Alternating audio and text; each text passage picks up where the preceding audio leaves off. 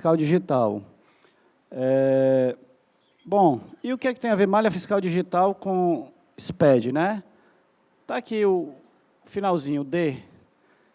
D de digital, né? Me corrijam aí, SPED é Sistema Público de Escrituração Digital. Então, a partir da implementação, da entrega de informações dos contribuintes em meio digital, se possibilitou a realização de cruzamentos eletrônicos, né? Deixa eu ver se eu acerto aqui para frente. Oi? Ah, é o outro. Então, vamos lá. O objetivo dessa apresentação é a gente falar um pouquinho do escopo. A gente vai falar da malha da pessoa jurídica, diferente da malha do IRPF, é aquela malha que é mais tradicional, que vocês sabem que é da pessoa física, que já tem vários anos, é um sistema, e que muitas vezes vai pegar omissão de deduções, omissão de rendimentos da pessoa física. Não é isso que a gente vai falar hoje. A gente vai falar da malha fiscal digital, que é o nome da malha que trabalha as pessoas jurídicas dentro da Receita. Vamos falar um pouquinho do histórico de evolução, resultados, como funciona. Vamos falar também um pouquinho de conformidade tributária, que está na bola da vez da Receita Federal. Nós queremos os contribuintes atuem conforme a legislação, reduzindo a lide, reduzindo aí as discussões e, obviamente, sendo uma mão de via dupla, onde o contribuinte também, que está conforme a legislação, vai ter menos, digamos assim, atuação direta dos órgãos de controle. Vamos tentar dar algumas orientações, mostrando onde encontrar algumas informações dentro da página da Receita e falar alguma coisa de ações para contribuintes e contadores, né? Bom, o que é uma declaração? Declaração é manifestação. Pode ser oral ou escrito, isso aqui eu tirei do dicionário Hawais, né? E dentre os tipos de declaração, tem a declaração de renda, que é você declarar bens, mercadorias, rendas para submeter à fiscalização. A declaração é uma manifestação. Então, o contribuinte que faz a sua declaração, ele é livre para declarar o que ele quiser. Não há óbice, né? Ele vai declarar o que ele acha que deve declarar. Do mesmo jeito, assim, tem outros conceitos de declaração, tem declaração amorosa, né? O cara declara o que quiser, a pessoa acredita também se quiser, né? Tem outros tipos de declaração, mas a ideia é essa. A declaração é um ato de vontade do contribuinte. Malha, também tirei do dicionário, é outro substantivo feminino, que é um entrelaço, né? E entre os entrelaços existem os vazios, né? Por onde pode-se passar. Cada um dos espaços vazios entre as malhas. Passar pelas malhas da rede. Esse é o conceito que nós aproveitamos de malha. Ou seja, há um cruzamento de informações e existem vazios. Aquelas informações bem prestadas, aquelas informações que estão coerentes, passam. Algumas outras informações vão ficar retidas. Não quer se dizer que tudo que cai numa malha é passível de lançamento. Não quer dizer que, porque um contribuinte caiu em malha, ele incidiu em algum ilícito passível de ser punido. Eu mesmo, como auditor fiscal da Receita Federal, já caí na malha da pessoa física mais de uma vez, fiquei retido, tive que aguardar, entendeu? Porque a mulher lá de casa fez uma plástica, gastou muito dinheiro e acharam que a minha dedução estava muito além do que devia ser. Mas depois eu levei os comprovantes e deu tudo certo. Então, cair em malha não é, digamos assim, um bicho de 7 cabeças. Pode acontecer com qualquer empresa, pode acontecer com qualquer pessoa física. Então, pessoal, é importante a gente ter essa noção. Alguns clientes de vocês podem cair em malha e, de repente, estar totalmente dentro da norma, se esclarecer esse fato e não ter nenhuma ação coercitiva por parte da administração tributária. Nós, da Receita Federal, já há algum tempo, tentamos adotar essas ideias aí desse modelo da pirâmide de conformidade da OCDE. Vocês já ouviram falar nisso? Alguém já ouviu falar? Levanta a mão. Bom, a OCDE é a Organização para a Cooperação e Desenvolvimento Econômico e é um órgão que assessora várias administrações tributárias das, digamos, maiores economias do mundo. O Brasil, inclusive, quer entrar na OCDE, até hoje não conseguiu. E uma das coisas que eles asseveram é exatamente isso. Para atitudes do contribuinte diversas, nós, da administração tributária, devemos ter uma estratégia de atuação diferente. É uma pirâmide, na realidade eu diria que é um triângulo, né? Mas eles chamam de pirâmide. A base dessa pirâmide, nós entendemos que são a maioria dos nossos contribuintes. A maioria deles quer cumprir corretamente as suas obrigações fiscais. Então, dentro desse contexto, qual é o papel da administração tributária? Facilitar o cumprimento das obrigações. Um outro grupo tenta cumprir, mas nem sempre consegue. E qual é o papel da administração tributária nesse caso? Ajudar a cumprir. Tem um grupozinho que quer cumprir, que não quer cumprir, mas é igual meu filho. Se eu estou perto dele, ele estuda. Se eu vou assistir o jogo do Fortaleza, ele vai jogar videogame, entendeu? Então, eu tenho que marcar cerrado nele, senão ele não cumpre a obrigação dele. Então, se tem aquele cara que não quer cumprir, mas faz se o fisco estiver atento, a gente tem que dissuadir esse contribuinte através de detectar e informar o contribuinte que a gente sabe. Estou de olho, viu? Então, e tem aquele cara que realmente ele decidiu que não vai cumprir, entendeu? Ele já montou um negócio, o negócio dele não é ser contribuinte, na realidade ele não quer ser empresário, ele montou um negócio realmente com má intenção. Para esse, a gente tem que aplicar a lei da maneira mais forte possível. Então, essas, digamos assim, estratégias, nós, da Receita Federal, estamos exercendo já há algum tempo. Aqui é só para vocês entenderem que houve uma evolução com relação à atuação da Receita Federal. Conformidade é exatamente isso, é você chegar para o contribuinte e dizer para ele, dar a chance dele se adequar à legislação, antes da atuação coercitiva, né? Nesse processo de desenvolvimento, até 2004, vocês veem aqui, quem trabalhava e realizava seleção e auditoria e desenvolvimento de TI de forma massiva, ou seja, cruzando esses dados, para nós era o SERPRO. Certo? O SERPRO é um órgão muito competente, um órgão muito importante, tem um quadro técnico de altíssimo nível, mas o SERPRO, ele entende de TI.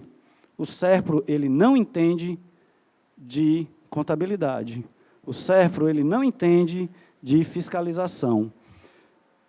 A partir de 2005, a seleção e a auditoria passou a ser assim, exercida praticamente pela Receita Federal, diretamente. E a gente começou a trabalhar também em desenvolvimento de TI.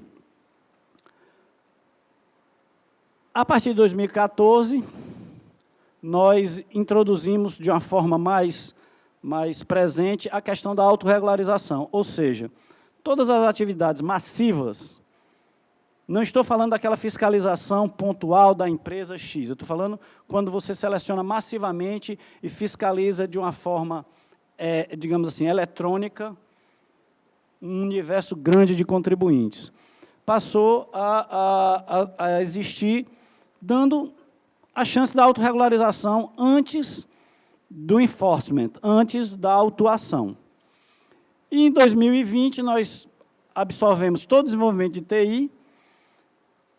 Isso dá à Receita Federal uma flexibilidade, uma agilidade para se adaptar. Vocês, obviamente, profissionais da contabilidade, sabem que a nossa legislação ela é estanque ou muda toda semana?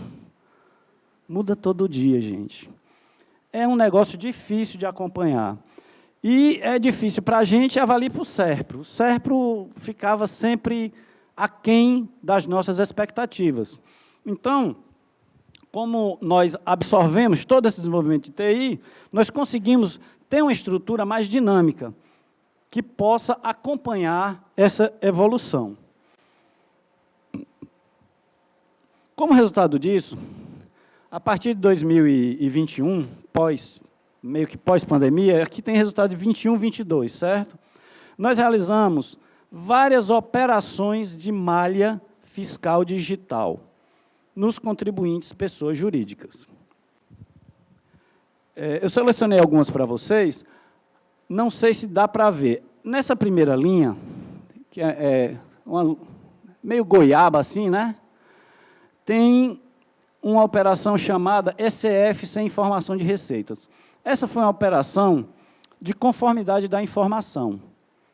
Atingiu mais de 50 mil contribuintes, mais de 50 mil CNPJs, receberam uma correspondência da Receita Federal dizendo, contribuinte, você entregou um ECF zerada, mas, por outras bases, nós suspeitamos que a sua empresa não está fechada. Porque a sua empresa emitiu notas fiscais, a sua empresa tem movimentação financeira, a sua empresa tem faturamento em cartão de crédito, a sua empresa alugou um imóvel. Então, tudo leva a crer que essa informação está errada. Se o senhor achar isso, retifique.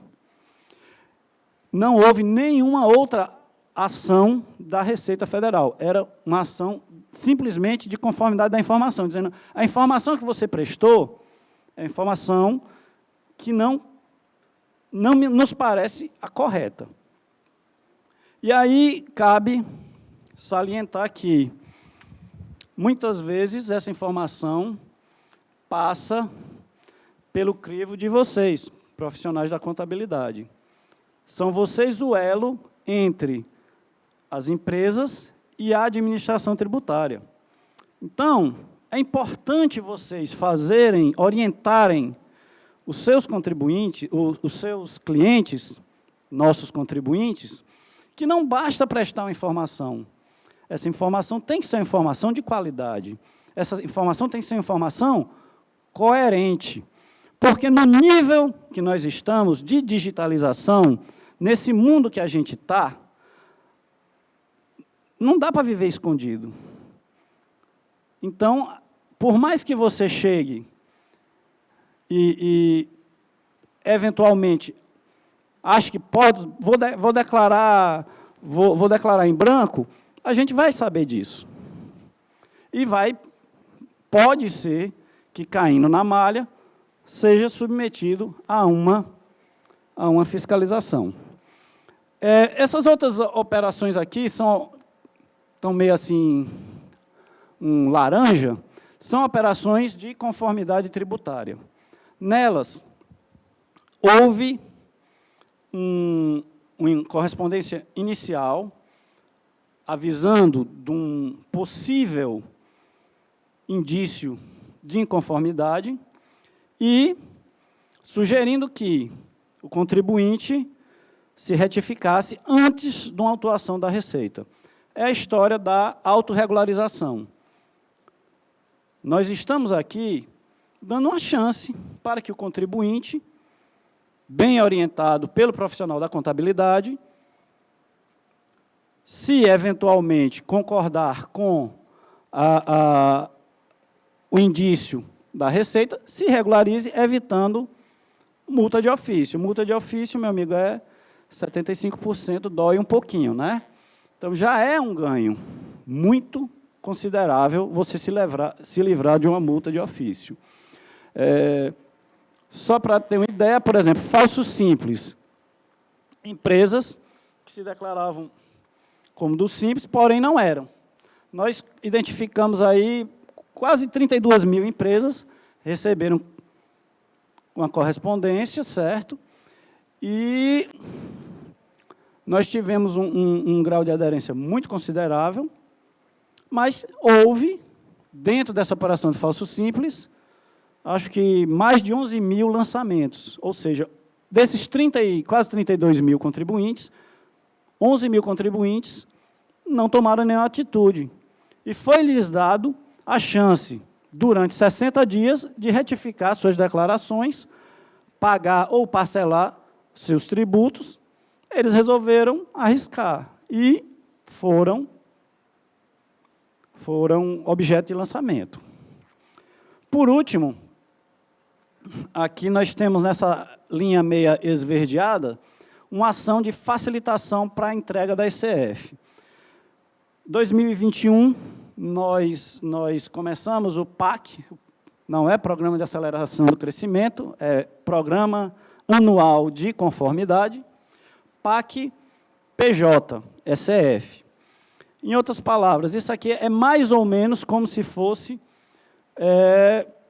uma declaração pré-preenchida. Nós mandamos correspondência para 45 mil CNPJs dizendo, contribuinte, nós sabemos pelo menos isso da sua empresa.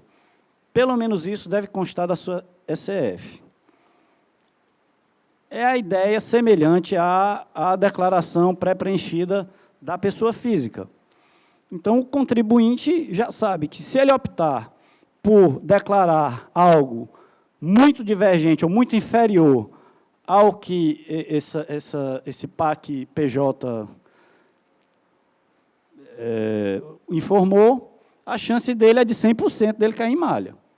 Então, é a opção dele, como eu disse no começo aqui, declaração, você declara o que quiser. Você não é obrigado. Mas existem as consequências, né? Como resultado dessas operações, nos anos calendários 2021 e 2022, foi autorregularizado, né? Pagos, declarados, retificados, 2,7 bilhões em tributos e contribuições. Ou seja, isso tudo ocorreu, gente, sem lide, sem processo administrativo, sem multa de ofício.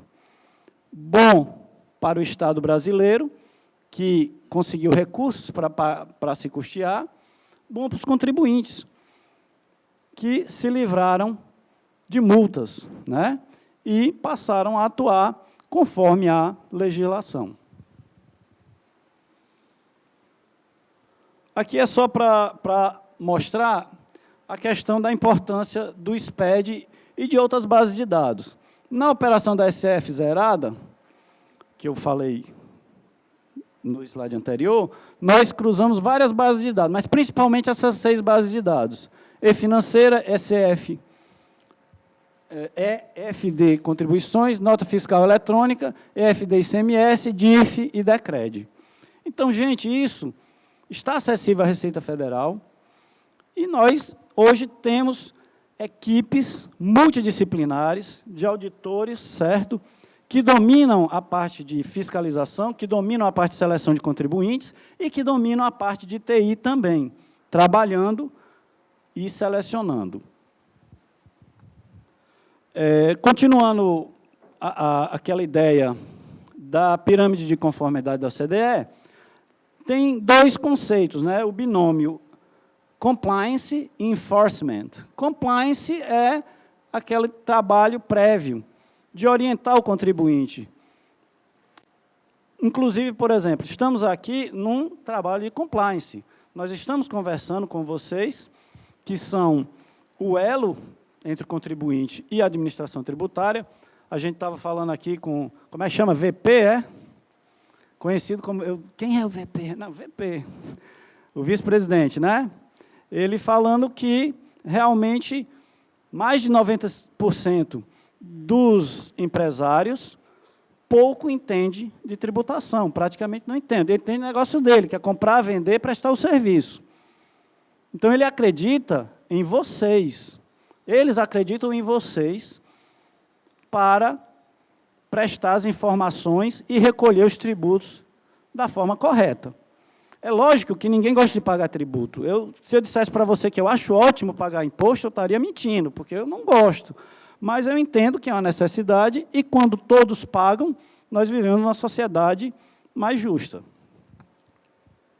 Então, existe esse trabalho, né, de compliance, dentre eles é esse que a gente está aqui, de esclarecer, de conversar com a sociedade, de conversar com setores, setores econômicos, às vezes específicos, né, mostrando essa questão de a importância de você viver dentro do ordenamento jurídico, de você recolher seus impostos, de você estar em conformidade, né? A palavra é essa.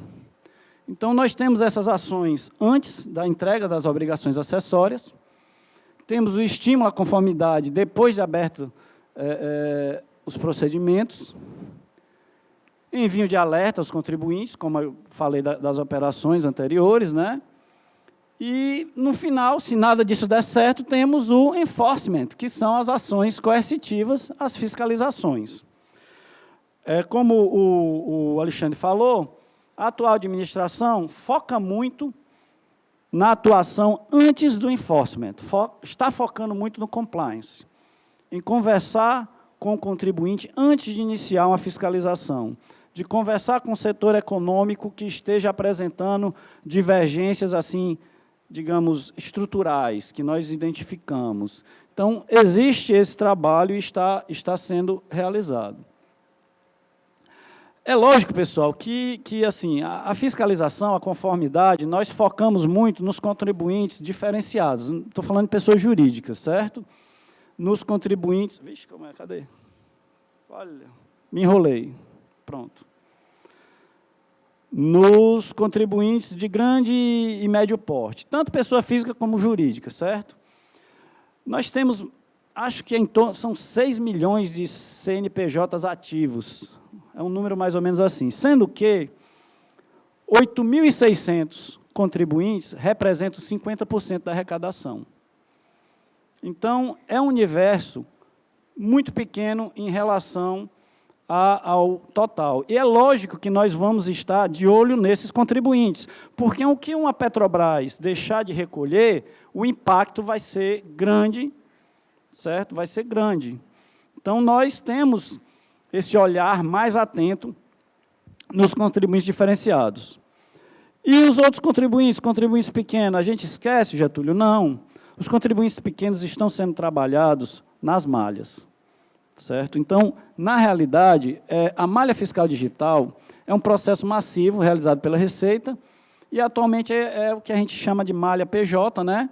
Contemplando algumas ações em alguns contribuintes pessoa física também, quando eles não são alcançados pela malha do IRPF. Todas essas ações da Receita Federal têm evoluído de uma forma o mais transparente possível.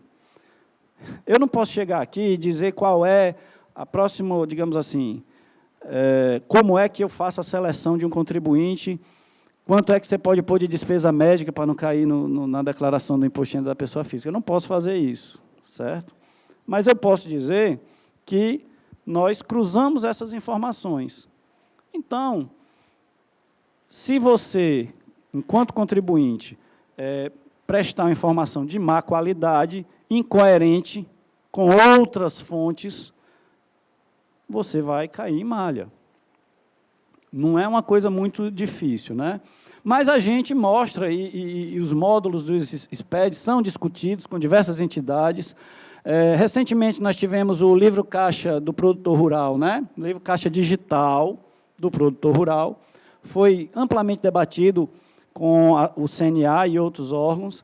Então, essa construção tem sido uma construção bastante transparente. inclusive com a classe contábil, né? Inclusive com a classe contábil. Aqui é o que eu tinha falado, nós temos equipes especializadas de automatização da malha fiscal digital, com colegas... Rapaz, eu estou enrolado com esse negócio aqui. Com colegas especialistas de TI, especialistas em seleção de contribuintes, em auditoria, conversando também com a área de atendimento, com a área de arrecadação e contencioso, porque, assim, nós queremos evitar, de todo modo, nós queremos evitar o contencioso. O ideal seria que todos os contribuintes pagassem seus impostos e a gente ficasse só acompanhando a arrecadação. Mas isso é no mundo ideal. No mundo real, não funciona assim. Então, alguns lançamentos existem e esses lançamentos transitam por um contencioso. Então, nós não podemos iniciar uma operação de malha sem levar em consideração a vida que, eventualmente, pode existir depois do lançamento, né? Todo o transcurso dos processos. Mas, bem, toda essa equipe que nós estamos montando de uma forma bem mais dentro da Receita do que na dependência do SERPRO, leva a um aumento significativo da presença fiscal. Eu vou tentar mostrar aqui para vocês, eu sei que aqui deve ter muito papa, mas me disseram que tinha alguns alunos. Tem alguém aqui que é aluno de contabilidade? Olha aí, ó. Poxa, legal! Vocês não estão vendo, mas é mais ou menos metade da plateia, viu? É muito bom saber que vocês estão se interessando em participar assim, desses seminários. Continuem assim, pessoal. Vou ver se, então, eu mostro aqui. Amigo, dá para a gente acessar a página da Receita? Onde achar as informações? Pois é. Vamos lá. É o seguinte. Na malha do IRPF, como o tributo é um tributo mais simples, já é um sistema que funciona há bastante tempo, certo? Nas malhas da pessoa jurídica, nós lançamos uma operação para cada indício diferente. Eu acho que, não preciso dizer aqui, que o sistema tributário brasileiro é bastante complexo, né? Todo mundo aqui tem consciência disso. Então, não existe um único sistema que consiga realizar um cruzamento geral de todos os tributos, certo? De todos os indícios das pessoas jurídicas. Então, para cada indício, nós lançamos uma operação, nessa operação é trabalhada e tem informações dentro da página da Receita que vocês, profissionais da contabilidade, devem e podem acessar para orientar os seus clientes. A página da Receita, ela tem passado por diversas modificações. Às vezes, muito boas, simplificam, às vezes, complica um pouquinho. Bom, vamos ver se eu consigo voltar a chegar aqui. Dá para voltar aí devagarzinho? Não, é voltar na página da Receita.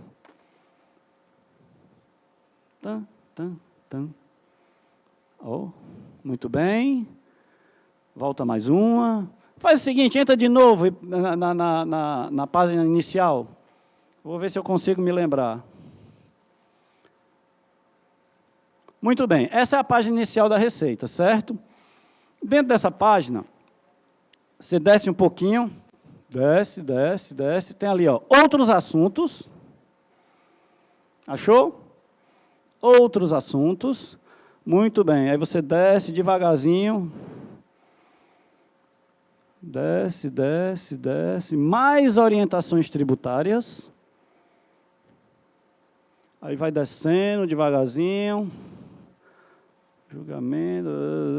Opa, passou. Volta devagarzinho. Declarações e demonstrativos. Está vendo como é fácil? É bem facinho. Vamos lá, desce devagarzinho. Essas aí são algumas declarações que os contribuintes têm que fazer. Vamos descendo, chegando. Olha ali, cadê? É alguma coisa que fala malha. Vocês viram malha por aí? Desce mais, será que é malha? Revisão de declaração, malha. Opa! Aí tem lá, malha fiscal do IRPF, que é a malha da pessoa física, do lado esquerdo, e do lado direito, você tem malha fiscal da pessoa jurídica. Clica nessa linha de baixo, como verificar as pendências. Então, o que é que vai acontecer na prática, pessoal? O seu contribuinte, dentro de uma das operações de malha fiscal da pessoa jurídica, vai receber uma correspondência. E vai receber também uma informação dentro do ECAC, certo? Ele deve chegar com a correspondência no escritório de vocês e agora? Cair na malha. Tremendo, nervoso. Você calmamente diz, não, sente aqui, vamos beber uma água, um café. Vamos olhar aqui na página da Receita, o que aqui tem. Aí, conforme a operação, você vai escolher dentre esse cardápio aqui de operações que nós realizamos. Amigo, se você puder passar aí, ó, tem o falso simples, GILRAT, insuficiência de declaração de IPI, PIS sobre folha, insuficiência de declaração do IRPJ no lucro presumido, no lucro real. Escolha aí qualquer um, qual é o que você, da sua empresa aí? Escolha um deles. Põe, escolha aí o falso simples. Não, ele escolheu outro, ó. Volte e escolha o falso simples, rapaz.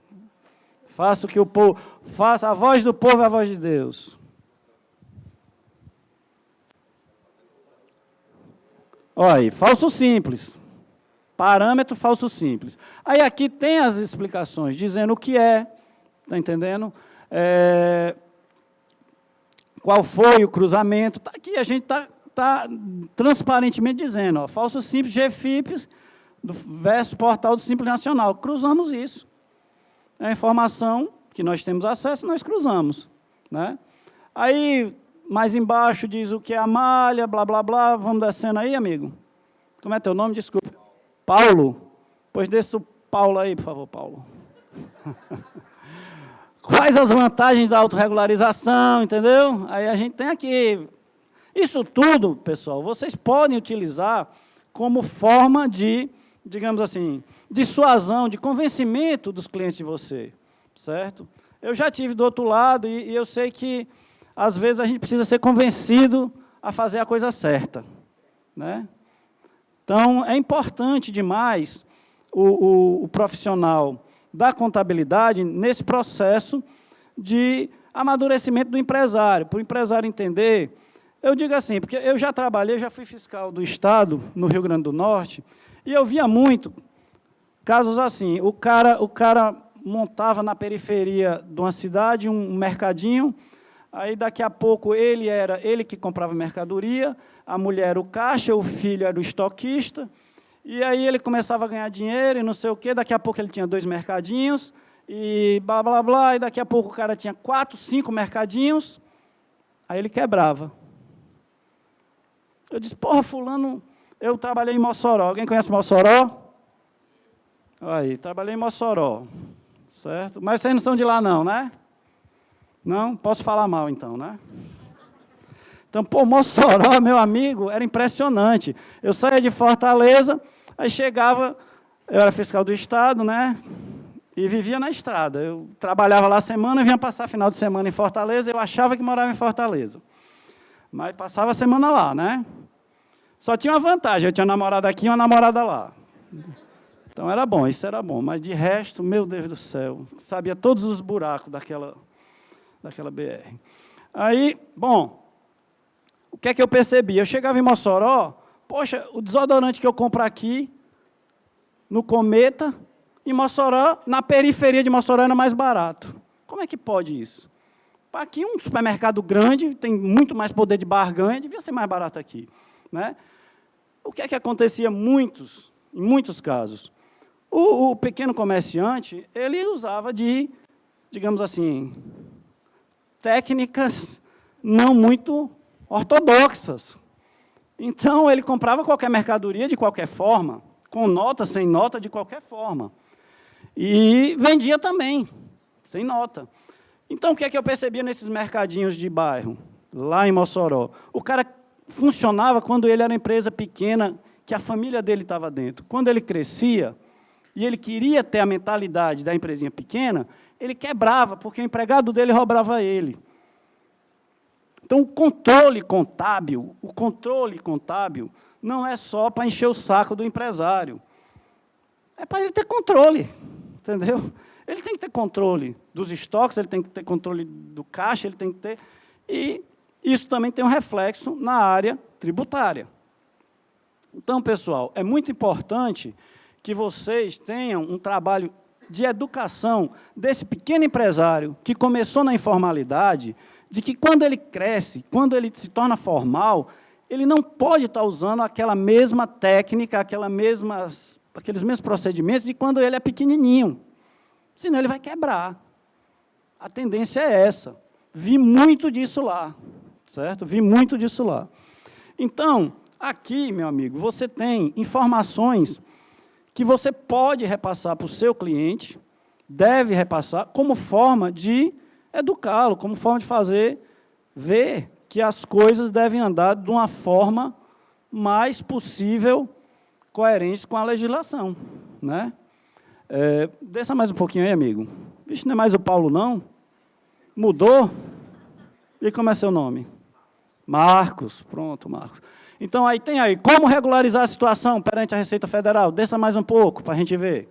Aí diz, para regularizar a situação, transmitir nova GFIP, retificando as informações no campo simples para não optante, pagar ou parcelar a diferença das contribuições, né? Como transmitir quase não sai, GFIP retificadora, né? Então, aqui, meu amigo, tem o passo a passo. Então, normalmente é isso que vai acontecer. Essas operações que eu falei aconteceram e vão se repetir. Algumas outras operações, nós já estamos com elas na agulha para serem lançadas também. Mas todas elas vai ter uma carta que vai ser mandada para o contribuinte e vai ter informação mandada para a caixa postal do contribuinte no ECAC. Algum de vocês já acessou o ECAC? Sabia que vocês têm caixa postal também no ECAC, se vocês declaram imposto de renda? Pois é, de vez em quando olhem, viu? De vez em quando tem coisas importantes lá. Então, pessoal, é isso. O site da Receita, ele tem muito conteúdo. É só a gente aprender a procurar para encontrar. Vamos voltar para a apresentação? Marcos, né?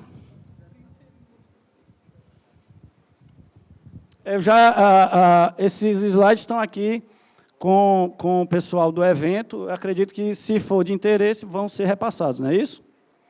Muito bem. Bom, acho que estava para frente, né? Ou estava aqui? Eu controlo aqui, né? Deixa eu ver.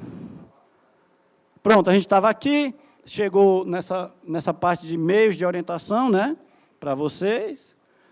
Pronto, esse aqui é um modelo da cartinha que a gente manda. Normalmente é uma carta simples, com uma folha, frente e verso. Aqui a gente detalha o indício, né? Na realidade, é um indício, nós necessariamente mandamos hoje uma primeira correspondência, informando que identificamos esse indício. Se o senhor achar que é correto, se a senhora achar que é correto, retifique. E damos num prazo, normalmente, de 60 dias. Depois disso, chega a segunda carta, se a pessoa não se regularizar, mas aí já é a notificação de lançamento, entendeu? Já tem além do imposto, tem a multa de ofício, que dói.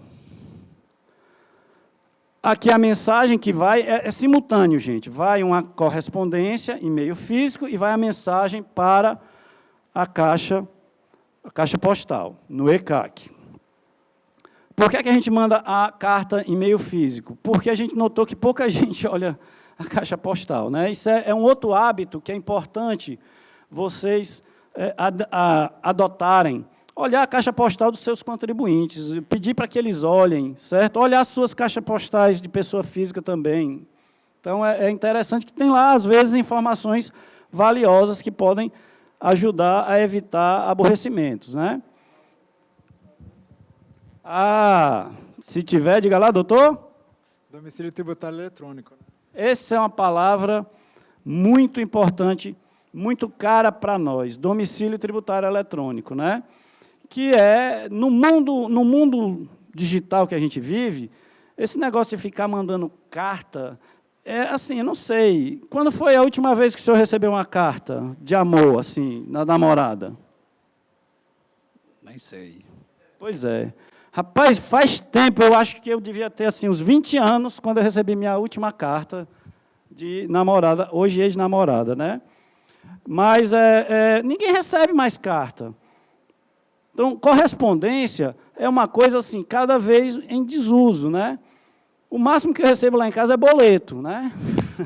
O máximo que eu recebo é boleto, e toda a vida que eu recebo, eu me assusto. Então, falando, assim, em meios de orientação, nós temos inserções na mídia, certo? Procuramos ter parcerias com os conselhos de contabilidade, Conselho Federal, conselhos regionais.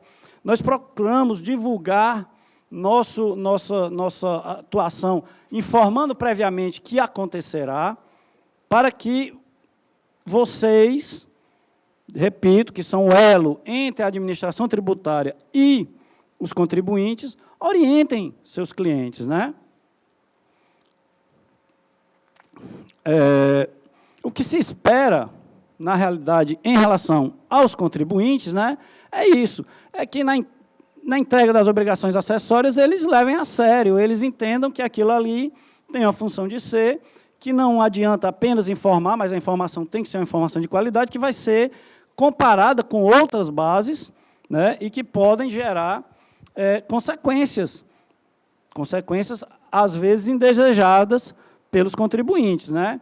Então, na fase de entrega das obrigações, que se considere os dados enviados, né, que a gente vai enviar. A gente, no primeiro ano, 2020, foram 45 mil correspondências, 2022, ano passado, foram 450 mil. Esse ano, eu acho que a gente vai passar das 500 mil correspondências, dizendo, meu amigo, ó, pelo menos isso, informe na sua ECF, para você não cair em malha, porque a gente sabe que você faturou tanto, que você movimentou tanto, né? Então, tenha essa atenção. Obviamente, a gente espera que os débitos confessados sejam pagos, né? Durante a fase de autorregularização, antes do início de um procedimento fiscal, é importante a leitura dos avisos, né? Tanto as leituras das cartas, das correspondências, quanto as informações mandadas para a Caixa Postal, que vocês acessem a página da Receita para obter maiores informações, né? Após um eventual lançamento, que vocês observem as instruções anexas aos autos de infrações e que existe a possibilidade de revisão de ofício. Uma coisa que é importante salientar, gente, é que todas essas operações de malha fiscal digital em pessoas jurídicas podem serem regularizadas sem a necessidade do contribuinte ou do profissional da contabilidade ir fisicamente a uma sede da Receita Federal. Vocês conseguem resolver tudo em meio digital, tudo pela internet. Então, isso é importante, certo? Isso é muito importante. Existe ainda, no nosso país, uma parcela da população, e, acredite, alguns são empresários, que têm uma grande dificuldade com a tecnologia. Mais uma vez, cabe a vocês auxiliarem, orientarem, prestarem consultoria a essas empresas para que elas não demandem fisicamente a Receita. Salvo engano, dados relativamente atuais, do ano passado, 90 e quantos % dos nossos atendimentos são virtuais? Mais de 95% dos nossos atendimentos são virtuais, né? Então, praticamente tudo vocês resolvem tendo um computador e um acesso à internet. Isso é muito, muito bom, é um ganho de produtividade para vocês e é muito bom também para as empresas, certo? Por fim, o que se espera da atuação dos profissionais de contabilidade é uma conduta ética, né? É que vocês orientem bem os empresários. Eu sei que tem empresário que não gosta muito de ouvir a verdade, mas é nosso dever, certo, enquanto profissional, indicar a forma correta, indicar a forma, digamos assim, conforme a legislação, para que o empresário possa agir e ter, digamos, menos chances de, eventualmente, ser submetido a uma fiscalização e ter que enfrentar multas, né? Pagar imposto já é uma coisa difícil, pagar multa é um negócio muito pior, na minha opinião. Bom, então, para isso, pessoal, é necessidade de capacitação profissional, por isso eu bato palma a todos vocês que estão aqui e que estão nos assistindo, porque mostra o interesse de vocês em adquirirem conhecimento para repassarem para os seus clientes, né? É importante uma leitura às orientações dadas em cada caso, porque diverge de um para o outro, né? É importante também, eventualmente, nesses casos de fiscalizações massivas, se vocês identificarem algum erro crônico que se repete em vários clientes seus, que deem um feedback para a Receita, porque, eventualmente, pode acontecer de algum dessas operações, nossa, ter alguma falha. Nós estamos falando, uma coisa é você fiscalizar um contribuinte, por maior que seja, vai ser você e ele, né? Outra coisa é você mandar, como nós mandamos naquela operação Falso Simples, 30 mil correspondências. Pode ser que algum desses 30 mil contribuintes realmente não esteja, não seja o caso de estar dentro dessa operação. E se, eventualmente, for uma coisa que se repita, pode ser evitado. Então, o feedback de vocês para a Receita Federal pode evitar que, no ano seguinte, quando nós atacarmos essa mesma operação, um ano calendário diferente, nós evitemos de cometer, eventualmente, o mesmo equívoco, né, pessoal? Então, em último caso, certo, a Receita Federal tem uma ouvidoria, que ela é muito ativa. Então, em último caso, se eventualmente vocês tiverem necessidade, não deixem de acionar a nossa ouvidoria, certo? Bom, eu agradeço pela atenção, fico aqui à disposição para algum esclarecimento, se faça necessário, e, mais uma vez, repito, não basta prestar uma informação, é necessário que a informação prestada pelos contribuintes seja de qualidade. E a qualidade da informação dos nossos contribuintes depende muito da atuação do profissional de contabilidade. Muito obrigado, amigos.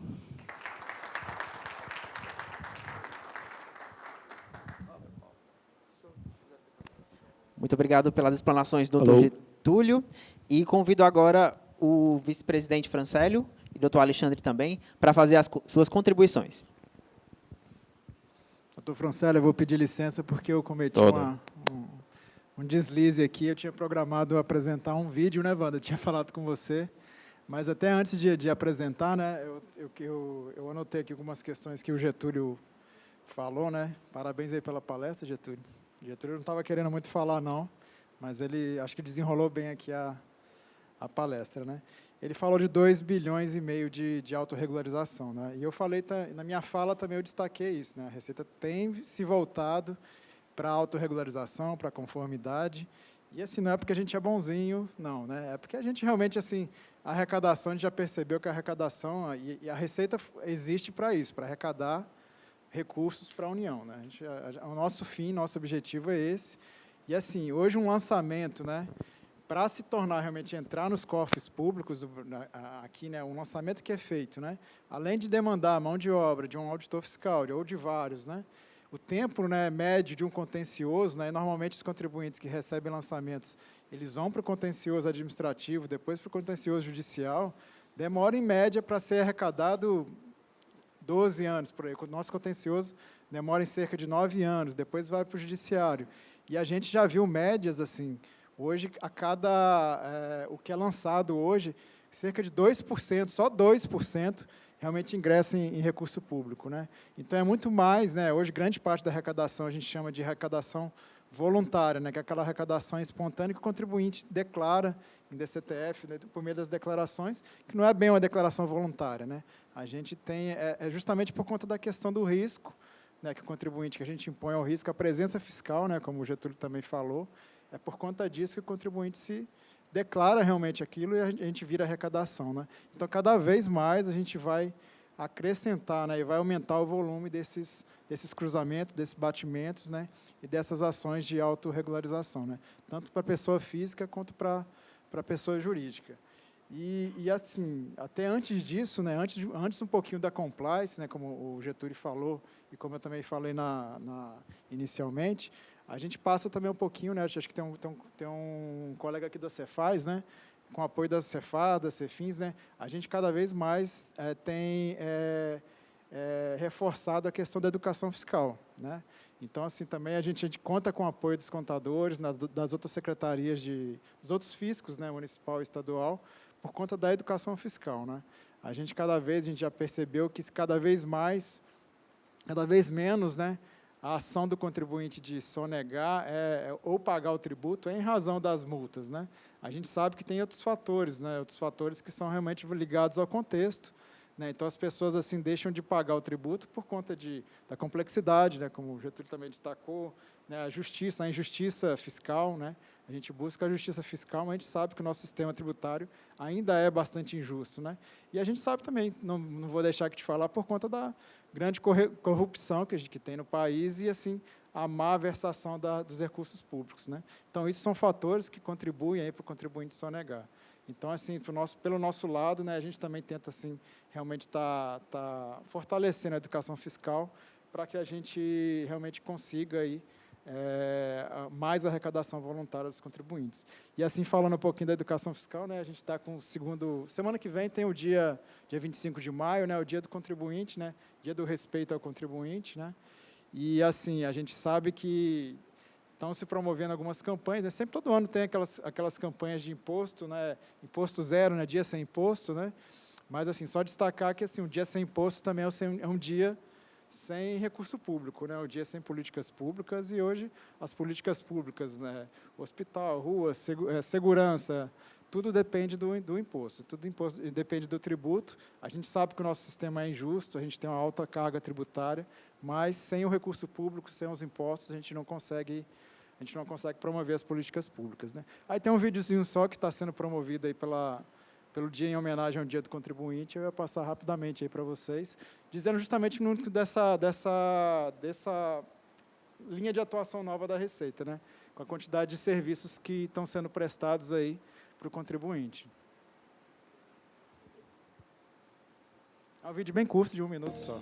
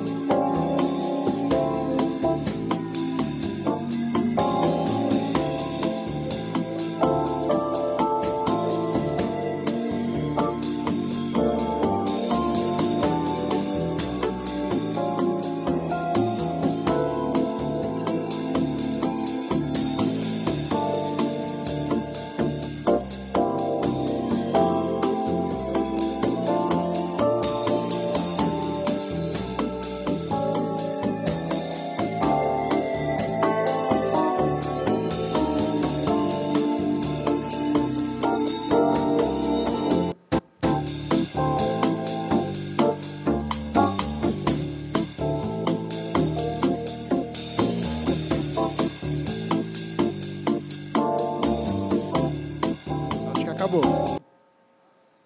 Então, e assim, Francela, até adiantando aqui, né, a gente tem realmente cada vez tentando ser mais próximo, né, dos contribuintes. A gente, segunda-feira, deve ter uma reunião com o CRC, né, com o Dr. Felipe, lá na Receita, justamente numa ideia que a gente tem de estar implementando um PAV. Né? Acho que vocês viram aqui a notícia aqui do PAV, né, que é o Posto de Atendimento Virtual da Receita. Né? Em municípios onde hoje não tem unidade da Receita, a gente, desde cerca de 3 anos, tem implementado um posto, né, de atendimento, que só assim, contando com o apoio de prefeituras, né, OAB, CRCs, a gente tem instalado um posto, né, com servidores que não são da Receita, mas para recepcionar algumas demandas dos contribuintes. Né. Tem um hall de serviços, né, onde a gente consegue dar esse acesso para o contribuinte ali, onde sem precisar de ir para a Receita, sem precisar de acessar os canais virtuais. Né. A gente deve combinar isso aí com o Felipe, né, para a gente estar implementando aqui também no CRC para os contabilistas. Né. Então, volto a palavra aí para vocês. Obrigado. Bom, pessoal, rapidinho, só para a gente fechar aqui o nosso momento, fazer aqui algumas considerações. Né? Antes de mais nada, agradecer em nome do CRC, à Receita Federal, Alexandre, Getúlio, pelas explanações. Vamos abrir aqui para quem tiver perguntas, tá? E naquele formato que eu solicitei anteriormente, né? Você levanta a mão, a gente leva o microfone até você para que saia tudo bonitinho aí na gravação, tá certo? E aí, para começar, eu vou fazer uma primeira pergunta, não sei qual dos dois aí. São com o Getúlio. Eu perguntei para ele, né? E o cara fica só com a apresentação, né? Dos avanços e tal. Tem que obedecer, né? Vai e faz, né? Bom, algo que se tem discutido muito nos últimos tempos é a questão da inteligência artificial. Né? Então, é algo que está aí já há alguns anos, mas notoriamente nos últimos meses isso ganhando muita força. A Receita Federal tem algum projeto específico, tem algum tipo de inteligência própria ou de terceiros, ou algo que já esteja sendo testado para que a gente já possa ir pensando em como também acompanhar essa evolução? Quer responder? Posso? Eu vou falar. Olha aqui, aí, o Getúlio, ele queria falar. Complementa, né? Assim, com certeza, né? Hoje o Getúlio falou ali, como ele frisou, né? A gente não tem como falar as regras, que a gente fala de regras de cruzamento, né?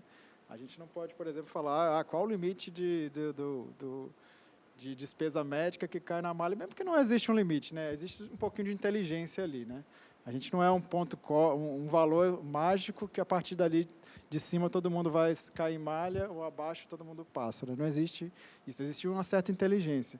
E a inteligência artificial a gente tem evoluído realmente muito, tem feito treinamentos, né? A gente cada vez menos tem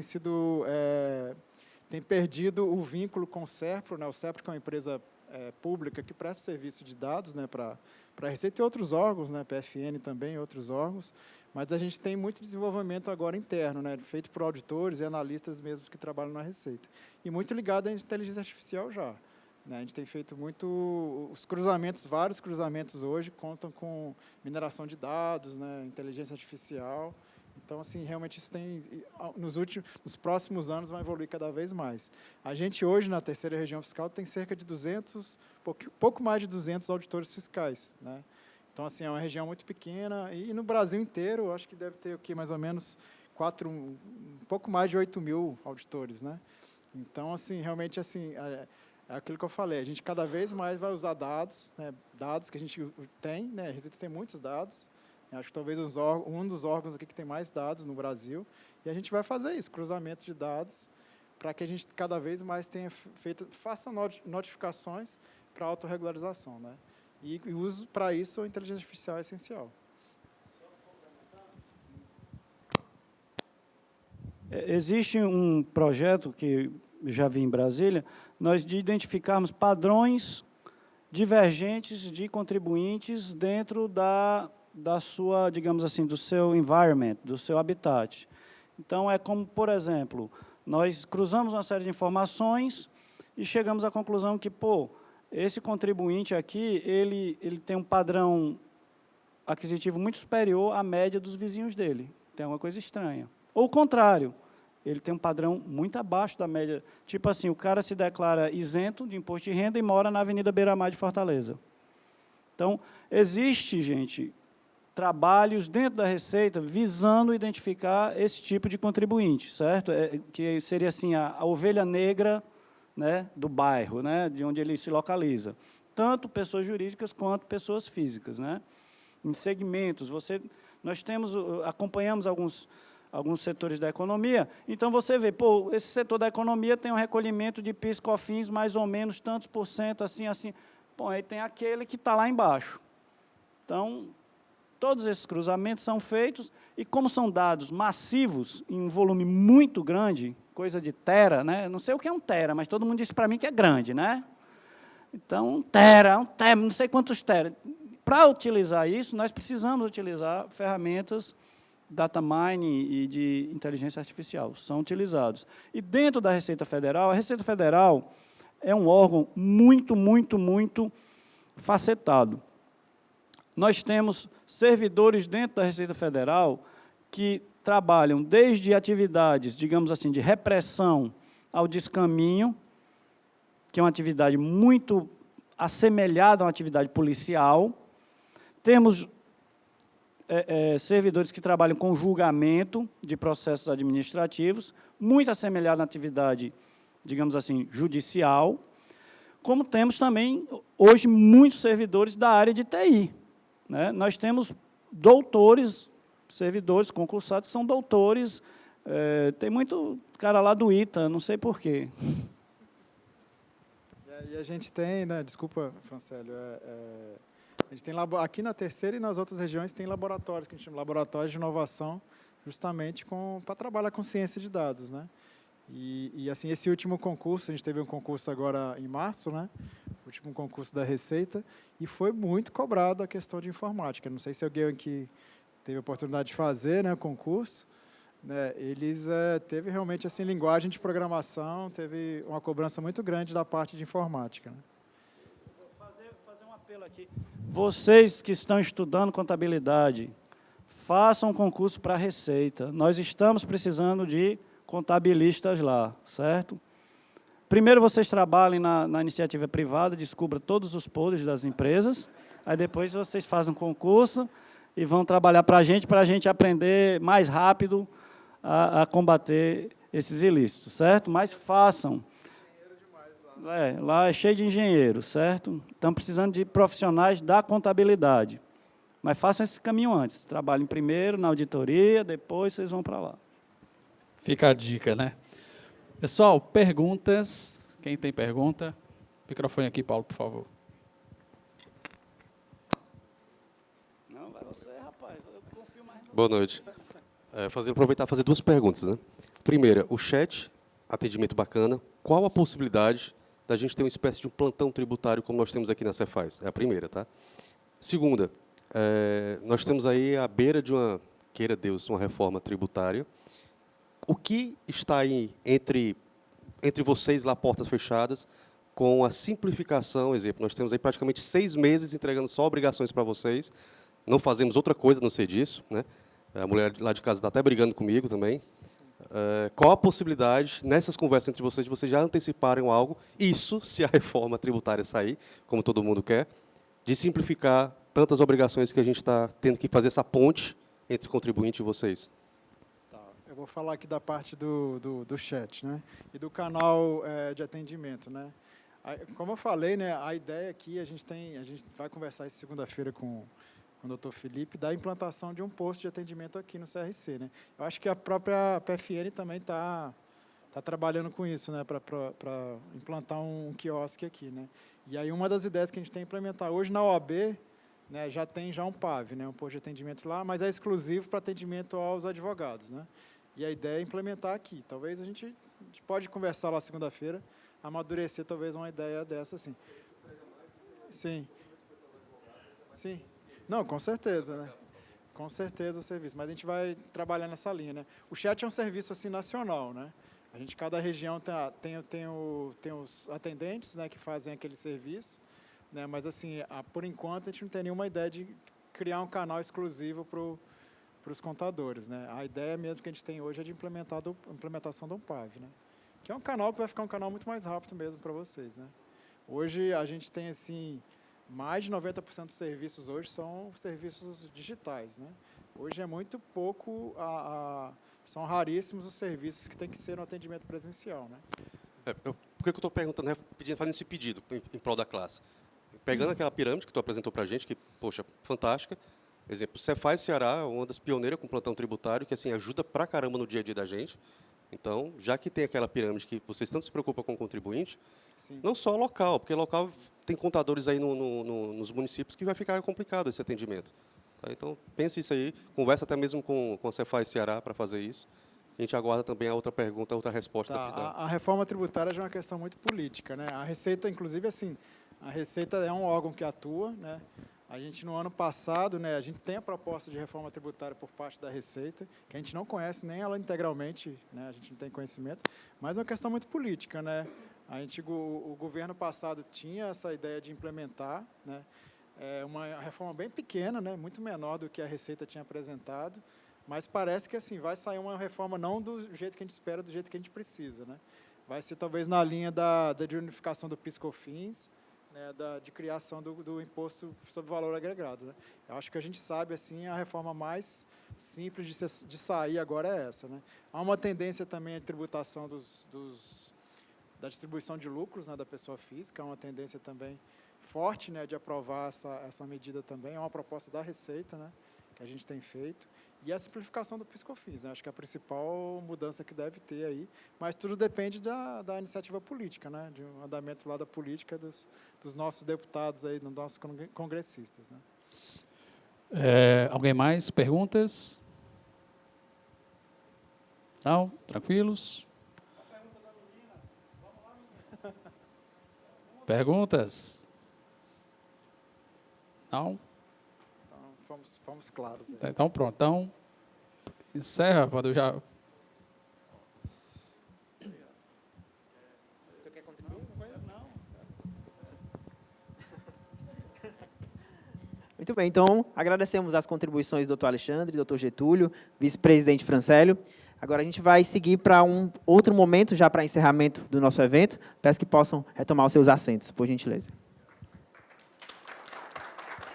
E agradecendo mais uma vez aos nossos apoiadores, Receita Federal do Brasil, I4 Auditoria Digital, Solutec Digital e Fortes Tecnologia.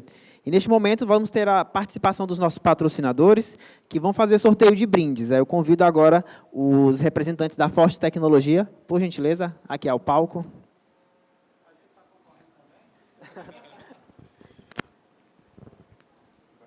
Pode, à vontade. Olá, boa noite, pessoal.